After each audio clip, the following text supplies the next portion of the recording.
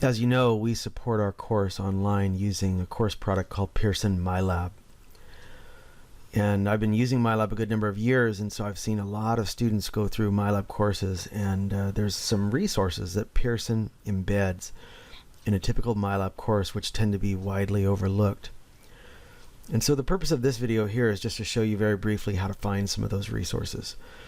As we make this transition right now to online instruction in response to the pandemic, I think it's a good time to share some of these and bring them to your attention. Now, I'm logged into a stats course right now, and you may or may not be taking stats, but regardless of what course you are taking, the type of resources that they make available tends to be similar from course to course. So I'm just going to use this particular course as an example. The first thing I want to bring to your attention is the multimedia library. If you look over here in the left-hand menu, you'll notice that there's a tab that says multimedia library, but when you click on it, it at first appears to be very unimpressive. And the reason is that you have to search in order to see what they really have for that particular course. So if you select all, you don't have to select all, you can select whatever seems good to you, but I'm selecting all, and you ask to find those things. You can then scroll through all the assets that they have, and you'll notice that they have a range of things. They have PowerPoints, they have videos, they have examples that are worked out in an animated form. They have a whole host of resources. And so particularly at this time, this is a very excellent resource, and it will definitely help us, and it'll help you if you make appropriate use of it. So I would strongly encourage you, take some time, have a look at the multimedia library inside Pearson.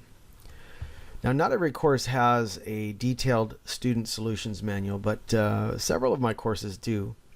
And if your course has that, I've actually sent you a link earlier in the term that told you how to access that. There's an announcement posted in MyLab if your course has one.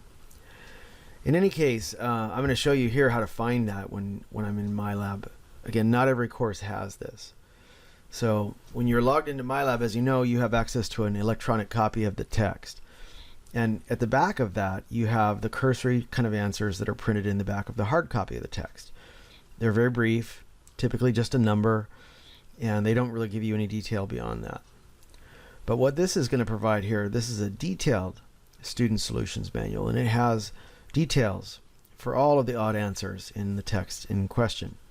Now again, not every text has this, but this particular text does. And if you want to find it, you click on the course modules or the chapter modules, and you got to dig for it a little bit. I think in this course you have to scroll down as well.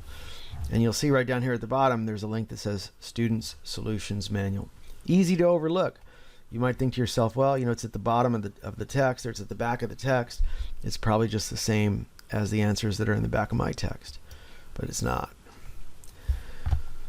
And you can link to this from outside of MyLab. You don't actually have to be logged in to see this.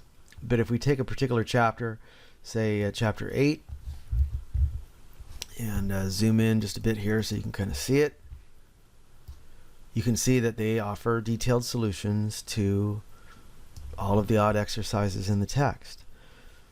And so this is a very, very helpful thing. And we would strongly encourage you to investigate to see whether your text has one of these. And if it does, please make use of it.